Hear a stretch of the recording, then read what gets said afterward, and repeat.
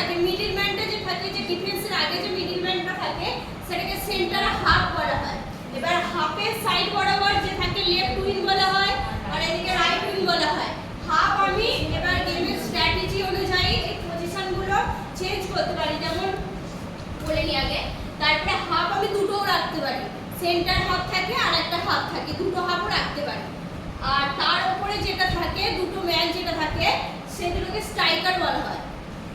আবার এর কাজগুলো কি কি, এবার এইখানে আমি যেটা সাজিয়েছি হলো যে 4 3 2 1 ফরমেশনে সাজিয়েছি।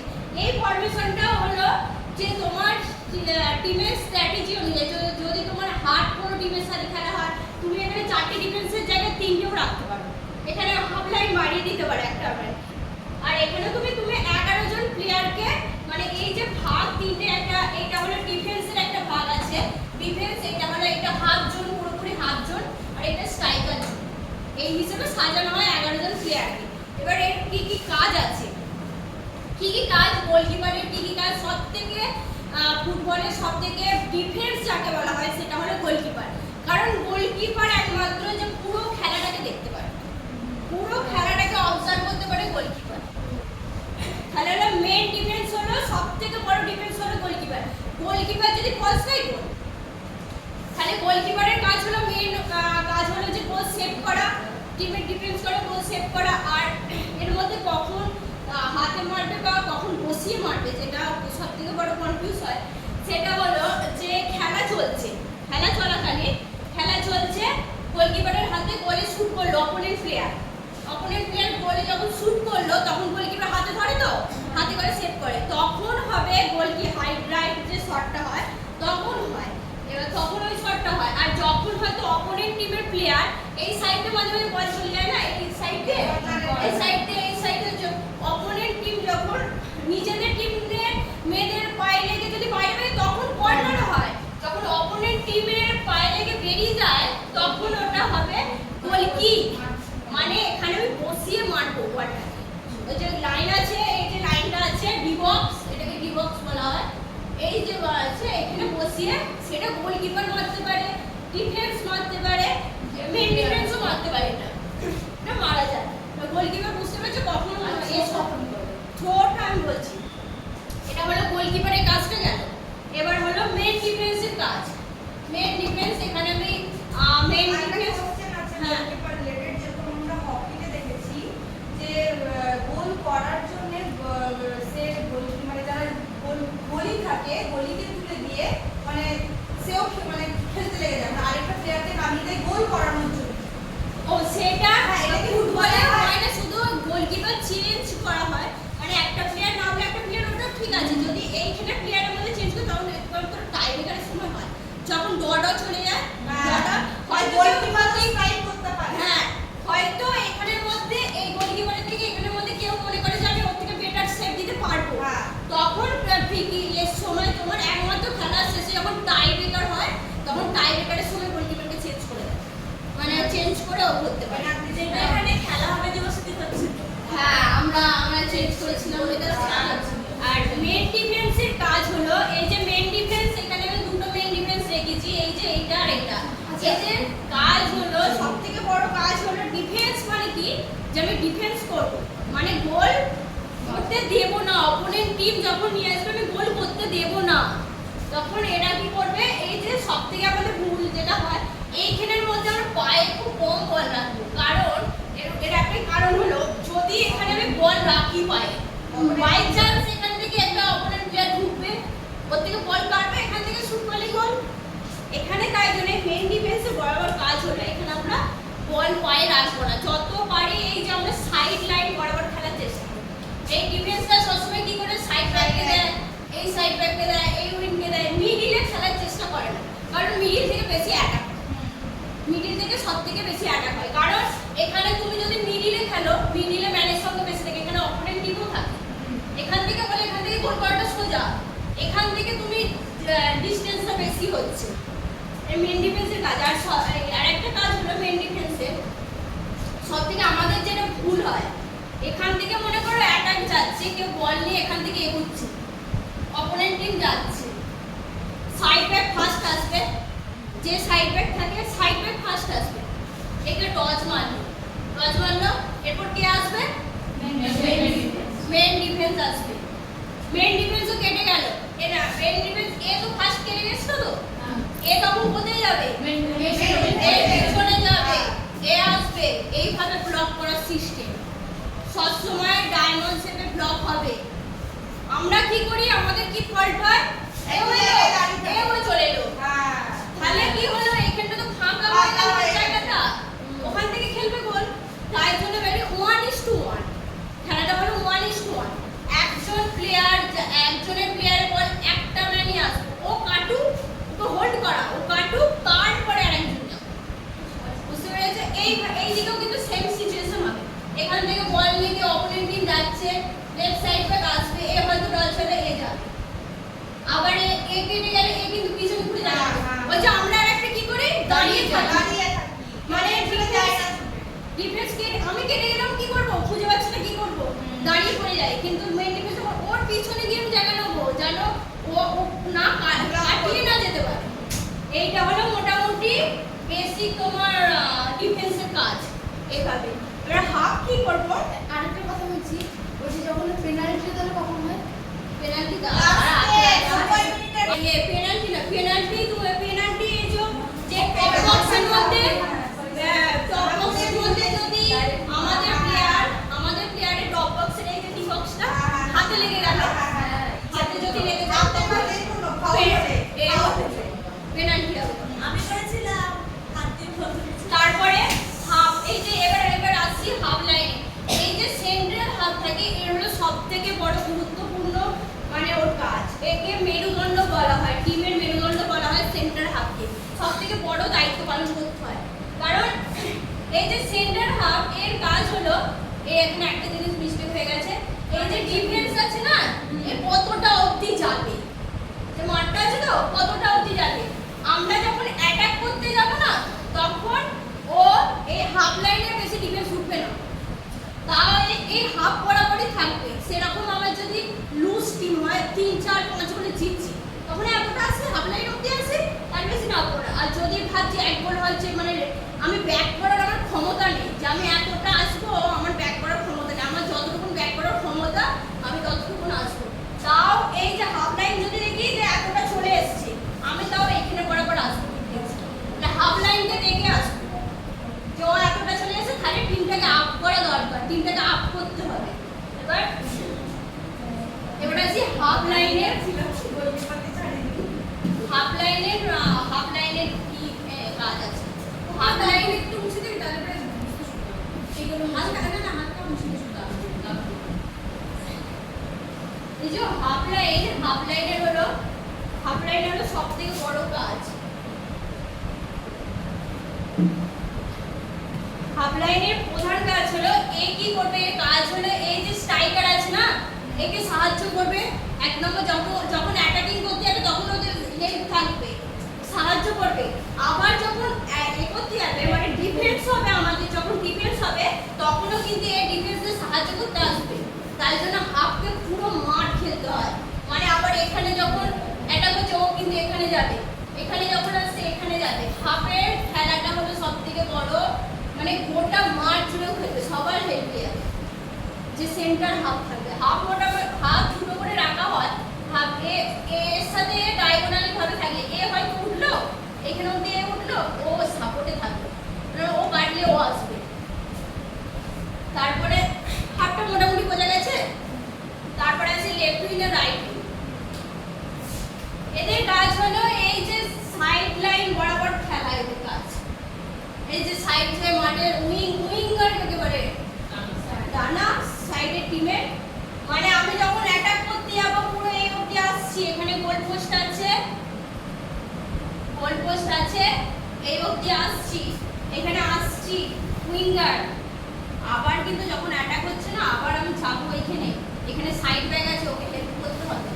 আচ্ছা, আগে রাইট উইঙ্গার যে থাকবে, এখানে এলো, সে বল ফিনিশ করলো, হয়ে গেল। তো আবার যদি সেন্টার থেকে এখান থেকে সাইড এ থেকে শুরু হয়, আবার কিন্তু আমি এই জায়গায় ফিরে যাবো, সাইড ব্যাককে হেল্প করবো।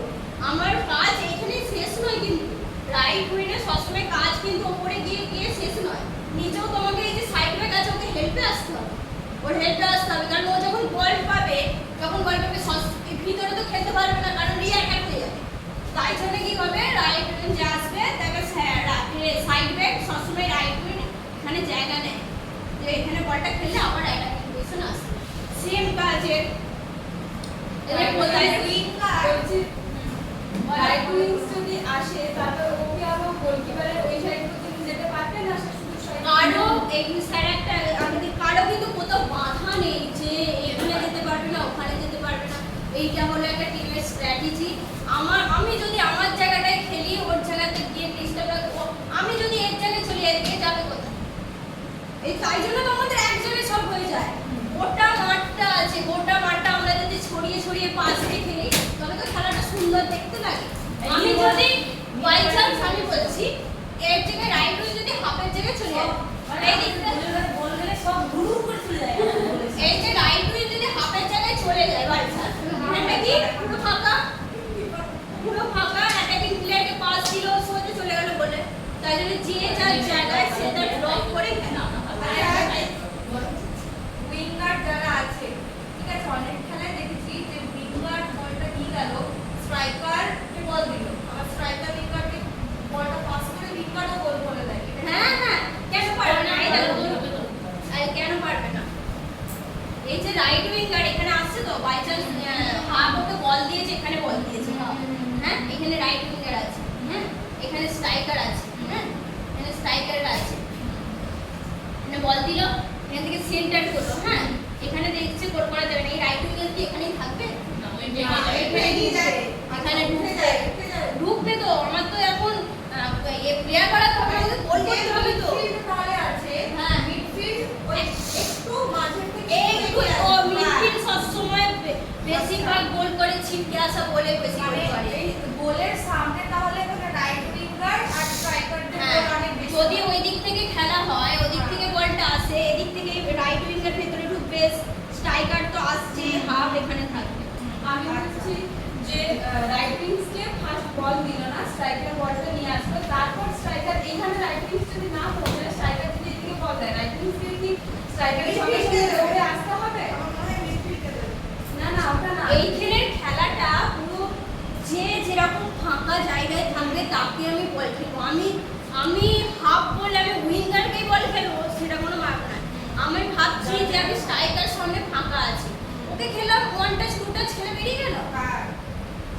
ওটা বলছি না, বলছি রাইট উইংসকে যদি ওখানে কেউ যদি না থাকে, স্ট্রাইকার নিয়ে আসছে, রাইট উইংসের কি উচিত যে সঙ্গে সঙ্গে মানে ওই দৌড়ে আসাটা? হ্যাঁ হ্যাঁ, আবার দেখতে হ্যাঁ তো আমি স্ট্রাইকার, আমি বল নিয়ে যাচ্ছি, আমার পুরো টিম উঠবে পুরো, নাহলে আমি কাকে খেলবো, কাকে খেলে পাস করবো, পুরো এই যে এইটা পুরো উঠবে। যখন বল সেন্টার হাফ পাবে না, মুভ করে উঠবে এখানে গোল করার জন্য। তারপরে যদি এখানে বাই চান্স এখানে মেন ডিফেন্সের কাছে কেটে গেল, বলটা কেটে গেল, আবার ওরা ব্যাক করবে, সঙ্গে সঙ্গে ব্যাক করতে হবে। ওরাও তো এটাকে যাচ্ছে, আমাকে ডিফেন্স করতে হবে তো।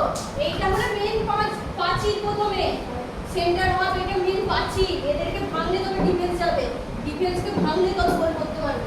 আচ্ছা, ওই যে উইঙ্গার যেগুলো আছে, উইঙ্গারগুলো খেলতে সাইড হয়ে গেল, তো উইঙ্গারের পুরো সাইডে পুরো ফাঁকা হয়ে গেল, ওইখানে কেউ জায়গা নিতে পারবে কি? হ্যাঁ, ও যার সাইডে আছে, সাইডে ও যার জায়গায় যাচ্ছে সে আপনার জায়গাটা হচ্ছে যদি জায়গা ফাঁকা থাকে তার সাপোর্টে কাউকে না কাউকে যেতে যেতে হবে। হবে। তুমি যে পজিশনে থাকো তোমাকে তাকে কিন্তু সাপোর্ট দিতে হবে। কিন্তু এখানে যাবো ঠিক আছে, কিন্তু এই যে লেফট উইং কিন্তু রাইট উইং আসবে না, আচ্ছা, মানে মাঝখানে করতেই আসবে। হ্যাঁ মানে রাইট সাইডে সারাউন্ডেড রাইট উইং কিন্তু সাইড থেকে জায়গা চেঞ্জ আপ করতেই পারে, কিন্তু এ কিন্তু এদিকে আসবে না, ওই সাইড মৌসুমী মাঝে মাঝে করে না, এদিক থেকে ওইদিকে চলে আসে, ওইটা কিন্তু হবে না।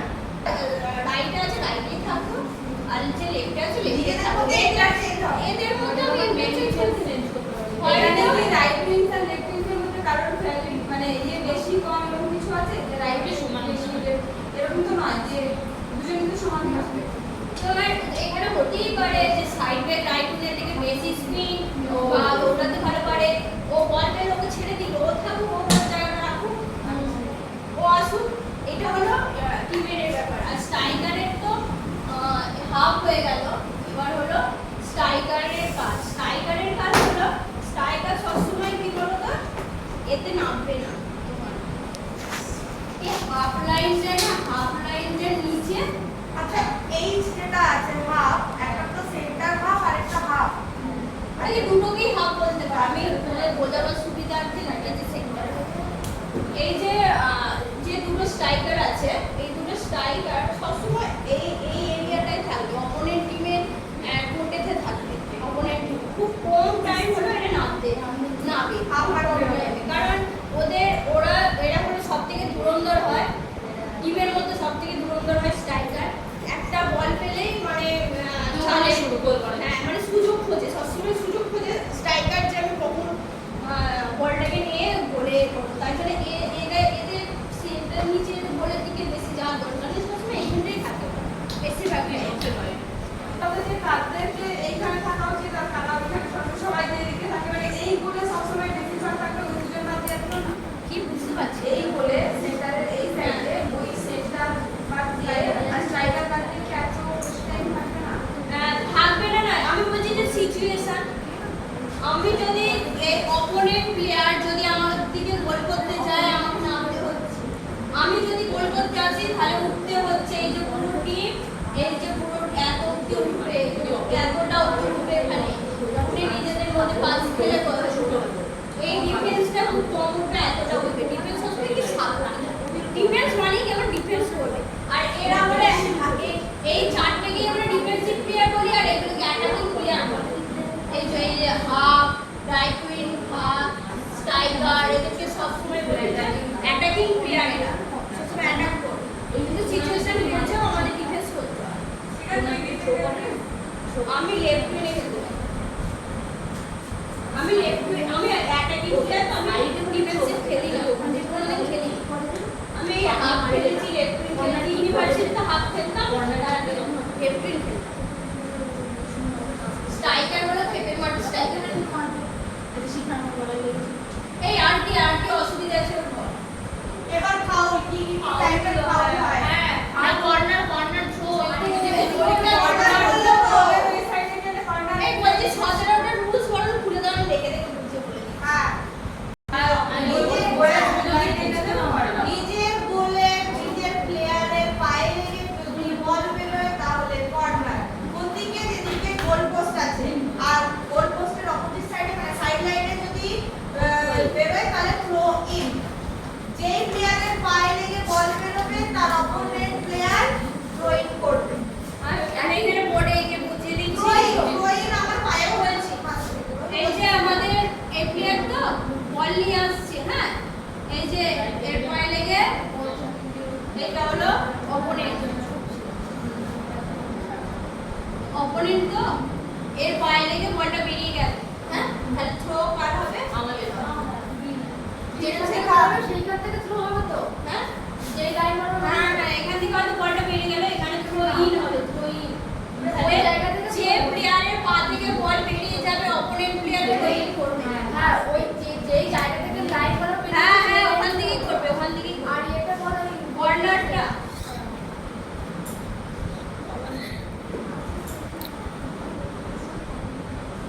কর্নারটা হলো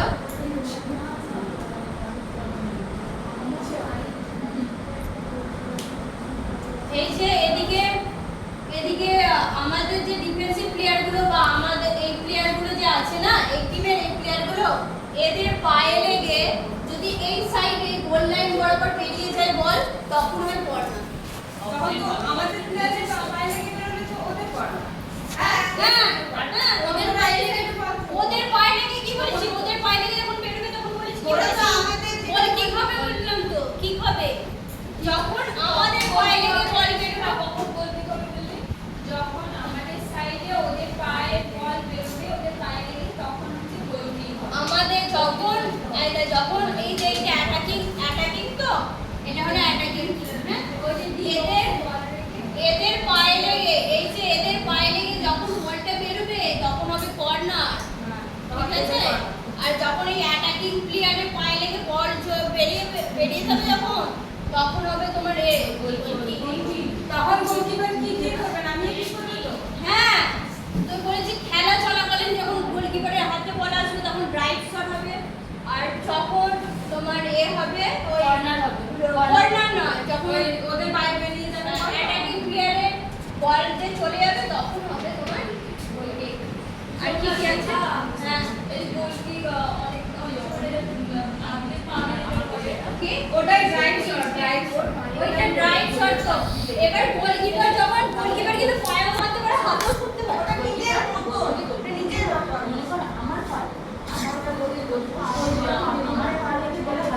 আর পেনাল্টি বুঝতে পেরেছিস কখন পেনাল্টি হয়?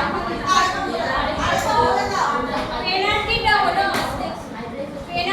হলো এই যে ডি বক্সটা আছে দেখিস তো, এই ডি বক্সটার মধ্যে আসতে বলছি, এই ডি বক্সটার মধ্যে যখন আমাদের নিজেদের প্লেয়ারদের ডিফেন্সিভ প্লেয়ারদের যখন হাতে লেগে যায়, অনেক সময় মানে ওই গোল সিচুয়েশনে ওরকম হাতে লেগে যায় না, তখন আর পেনাল্টি হয়, বা হাতে লেগে যায় তারপরে মেরে ফেলে যায়, মানে ইচ্ছা করে মারলে, মানে এইখানটায় মানে খুব ফাইটিং হয় তো ডিফেন্সের সাথে, ডিফেন্স গোল করতে একদম দেয় না, তখন মুখে মুখে মেরে দেয় এ দেয়, তারপর তখন পেনাল্টি। অনেক সময় ইচ্ছাকৃতভাবে পায় না।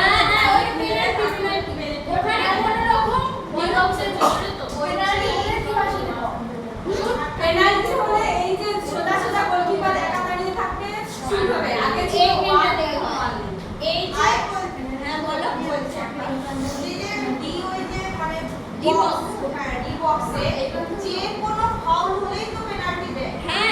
যে কোনো ফাউল হলে সে ঠেলে ফেলে দেওয়া হোক বা হ্যান্ড মেরে হোক, হাতে লাগবে, ডি বক্সের ভেতরে যা কিছু ফাউল বাধা দেওয়ার চেষ্টা করলেই তোমার ফাউল। শোন না, শুধু ডি বক্স আনতে এই প্রান্তে না, ওই জায়গায় নামিয়ে সেটা ফাউল হবে, ওই জায়গায় নামিয়ে বলটা প্রীতি হবে। আর তার আগে ফিরে যাবে, তার আগে ফিরে যাবে, ইত্যাদি এমন প্রীতি হবে, প্রীতি হবে না। কর্নার তো বললাম। শুধু গোলকিপার দাঁড়িয়ে থাকে, এইটা বলে ওগুলো ফাউল হবে। কি হবে? ফাউল কখন হয়? ফাউল হলো ডি বক্সের বাইরে বলেছে না, ডি বক্সের বাইরে নয়। এখানে যতটুকু জায়গা আছে তুমি অন্য প্লেয়ারকে মারার চেষ্টা করলে, ল্যাং মারার চেষ্টা করলে, ফেলে দিলে তখনই ফাউল হয়। ফাউল দিলে তখন ফ্রি কিক দেয়, মানে এখানে আচ্ছা, বসে এরকম অনেক ক্ষেত্রে দেখেছি যে মানে জাস্ট মিসে দিলেও পারবে না। হ্যাঁ হ্যাঁ ওটা কাটে, ওটা ইয়েলো ফ্রি কিক দিল না, ফ্রি কিক দেয়, কিন্তু কার্ড দেখালো না, কার্ড দেখালো না, ওটা ফার্স্ট ওয়ার্নিং এ কার্ড দেখায় না। কিন্তু ফ্রি কিক হবে। হ্যাঁ, এই কার্ডের ভ্যালুটা বলি যে ফ্রি কিকটা হলো ওই যে যখন ফাউল হলো না, ফাউল হলে ফ্রি কিক হয়। ফ্রি কিকটা কি রকম টাইপের হয়? ফ্রি কিক হলো মানে এইখানে অ্যাটাকিং প্লেয়ার তো আর এইটা ডিফেন্সিভ প্লেয়ার, দুজনের মধ্যে ধাক্কা হলো, অ্যাটাকিং প্লেয়ার ডিফেন্সিভ প্লেয়ারকে মারলো, হ্যাঁ, তখন ডিফেন্সিভ প্লেয়াররা ফাউল পাবে, ডিফেন্সিভ প্লেয়াররা কিভাবে ফাউল হবে, এদের টিম ফাউল পাবে। আর ফাউল পেলে কি করবে? যেখানে মেরেছে সেখান থেকে বলটাকে বসাবে, বসিয়ে যে যে সিচুয়েশনে জায়গা নেবে এখান থেকে বলটাকে অ্যাটাক যদি ডিফেন্সকে মারে তাহলে যেই টিমে ফাউল করেছে সে তার অপোনেন্টকে তো গোলটা করবে। হ্যাঁ, যে টিম সঙ্গে হয়েছে যখন কথা হলো দুটো টিম আছে তো, দুটো টিমের মধ্যে তুমি হয়তো একে মারলে, একে এই টিমকে সবুজ গ্রিন কালারের টিমকে মারলে, আর এদিকে ব্ল্যাক কালারের একে মারলে তো, এদিকে ব্ল্যাক কালারের টিম তোমার ফাউল পেলো, এবার তার অপোনেন্ট ওই দিকেই তো হবে, যেদিকে গোল করতে যাবে তার দিকেই তো হবে। হ্যাঁ, এইখানে মারলেও এইদিকে হবে, এখানে মারলেও এদিকে হবে, ওরা মারলে এটা এদিকে হবে। বুঝতে পেরেছি? আর গোল পোস্টের কাছে তো গোল পোস্টের কাছে বৃষ্টি আসছে, চল না, আমি বলছি সেদিন কাজে আমরা তাহলে খেলা দিবসে গোলটা দিলে ওটা কেন বাতিল হয়ে গেল কেন? ওটা ছিল ওটা অফসাইড, ওটা কি করে বুঝতে অফসাইড। আমি একবার বলি ওকে দাঁড়া আগে পেনাল্টিটা ক্লিয়ার করি। পেনাল্টি মানে হলো 1 ভার্সেস 1, গোলকিপার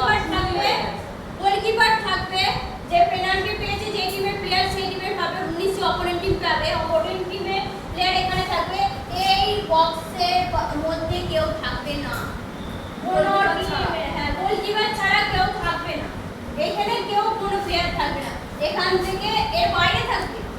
কিন্তু আরেকটা জিনিস, খেলা চলাকালীন যদি খেলা চলাকালীন পেনাল্টিটা হয়, পেনাল্টি এলো, পেনাল্টিটা পেলো তো বাই চান্স ছিটকে বলটা এলো, সেভ করলে আমার ছিটকে বলটা আবার এটা রিটার্ন করে মেরে গোল করা যায়। ঠিক আছে, ওই যে ছিটকে এলো যে ধরবো না তা নয়, ওটা মেরে আবার গোল করা যায়। যে বলটা তারপর 1 ভার্সেস 1 এ পেনাল্টিটা তাই জন্যই বলে পেনাল্টি হয়ে গেছে। অফসাইডটা আবার না না আমি আরেকটা কথা বলি যে যার ঘর মানে পেনাল্টি মানে যার সাথে ফাইট হলো মানে সেই পেনাল্টি আমার সাথে যেমন ফাইট হলো অনসি হয়েছে ওই ঘরটা শুরু করতে পারে না, পেনাল্টি যার সাথে হবে সেই পেনাল্টি মারবে না, তার টিমের যে কোনো প্লেয়ার মারতে পারে। ও আমার টিমে যে কোনো আমার থেকে হয়তো তুই ভালো মারিস, তুই মারবি, আমার পেনাল্টি পেয়েছি আমি, কিন্তু আমার টিমের প্লেয়ার আমার থেকে তুই ভালো মারিস, তুই মারবি। ও যে কেউ হ্যাঁ এই জন্যই তো যে ভালো মারতে পারবে সে। আর একটা কি এই লাইনটা ছেড়ে দাও। অফসাইডটা হলো, অফসাইডটা কিন্তু একটু ডিজিটাল আছে, ভালো হ্যাঁ মানে খেলা বেতন মতো এটা বিগিনার তো তার জন্য যেটা আমাদের এখানে কিছু টিপ এ অফসাইডটা হলো, অফসাইড মানে কি, অফসাইড মানে যে সাইডে গোল হয় না, গোল করা যায় না, সেটাকে বলে অফসাইড। অফসাইডের মিন হলো এই যে আমাদের চারটে ডিফেন্স আছে না, চারটে ডিফেন্স আছে, চারটে ডিফেন্স হয়তো এখানে চলে এলো,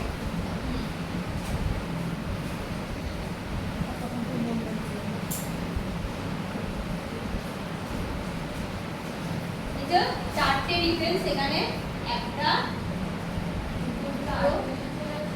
হ্যাঁ মানে কেউ থাকবে না, ওদের টিমের কেউ থাকবে না, মানে কোনো গোলকিপার ছাড়া কেউ নেই, গোলকিপার ছাড়া কেউ নেই এই অঞ্চলে, কিন্তু অপোনেন্ট টিমের প্লেয়ার একটা এখানে আছে, স্ট্রাইকার, স্ট্রাইকার মনে করো এখানে আছে, স্ট্রাইকার এখানে আছে অপোনেন্ট টিম। হ্যাঁ এবার ওদের টিমের প্লেয়ার, যে অ্যাটাকিং টিমের প্লেয়ার একে বল দিল এখানে, বুঝেছো তো, এ কিন্তু এটাকে বলে অফসাইড, অফসাইডে দাঁড়িয়ে আছে, বুঝতে পেরেছো? এবার ও যখন বল রিসিভ না করে তখন ওটা অফসাইড হয়। ও যদি বলটা রিসিভ করে, বল রিসিভ করে, এটা হলো অফসাইড। বল রিসিভ করলেই অফসাইড। বল রিসিভ, হ্যাঁ বল রিসিভ করলে ও অফসাইড। তো চালাকি তো যেতেই পারে। না নিয়ম নেই, কারণ নিয়ম নেই। ও যদি দেখো আরেকটা জিনিস দেখো, এটা ফেয়ার হবে না। এ বলটা এখানে ছাড়লো, হ্যাঁ হ্যাঁ বলটা পাস দিল এখানে, এই ম্যানটা আছে এখানে, এখানে আছে এ দৌড়ে গিয়ে এখানে বলটা ধরলো, এটা অফসাইড না, হ্যাঁ কারণ এই যে এটা নেবে। এই যে ম্যানগুলো আছে অপোনেন্ট টিমের প্লেয়ারের আগে আছে, হ্যাঁ ঠিক আছে বুঝতে পেরেছো, আগে আছে, তাই জন্য কিন্তু ওর অফসাইডটা হবে না, ও কিন্তু এই ম্যানের পিছন দিয়ে গেছে। আমাদের একটা প্র্যাকটিস করে দেখবে 3:2 যেটাকে প্র্যাকটিস করায়, 3:2 যে তিনজন দিকে করে প্র্যাকটিস করে, মানে পিছন দিক দিয়ে যাও, পিছন দিক দিয়ে যাও। কেন বলে ওইটা বলে এই অফসাইড যাতে না হয়। অফসাইড যাতে না হয়। তুমি যদি এই ডিফেন্সিভ প্লেয়ারের আগে থাকো, এই যে তোমরা মাঝে মাঝে এখান দিয়ে চলে যাচ্ছ না, এখান দিয়ে মাঝে মাঝে তিনটে খেলা হয়, ওটা অফসাইড। তাই ম্যানের পিছন দিয়ে যেতে হবে, ম্যানের পিছন। আর যদি দুটো ম্যানের মাঝখান দিয়ে চলে যায় তখন তুমি যদি এখানে থাকো, এই যে তুমি যদি এখানে থাকো, হ্যাঁ তুমি যদি এখানে থাকো, তোমার টিমের প্লেয়ার একটা পাস দিয়েছে, তোমার টিমের প্লেয়ার এখানে একটা পাস দিয়েছে এখানে, তুমি আসো এইখানে আসো, এখান থেকে ছুটে এখানে গেছে, এটা কিন্তু অপশন না। আর ডিফেন্সকে কাটিয়ে যাও, কোথা থেকে স্টার্ট করছো, কোথা থেকে পেছন থেকে, পিছন থেকে স্টার্ট করছো। তুমি যদি এখানে কন্টিনিউ দাঁড়িয়ে থাকতে, বলটা রিসিভ করতে, তখন কিন্তু এটা অফসাইড হতো। মানে ওদের পেছনে দাঁড়িয়ে থেকে হ্যাঁ এই যে ফ্রি জোনটাই তোমার ভাঙা যাবে না, এই যে আমার ডিফেন্স, লাস্ট ডিফেন্স থাকে, কিন্তু আরেকটা জিনিস ইম্পর্টেন্ট জিনিস, এরা এগিয়ে গেছে, কিন্তু এদের টিমে ব্ল্যাকের টিমে একটা প্লেয়ার এখানে রয়ে গেছে, ও এখানে আছে, ওই টিমের প্লেয়ার এখানে আছে, অফসাইড হবে কি হবে না, না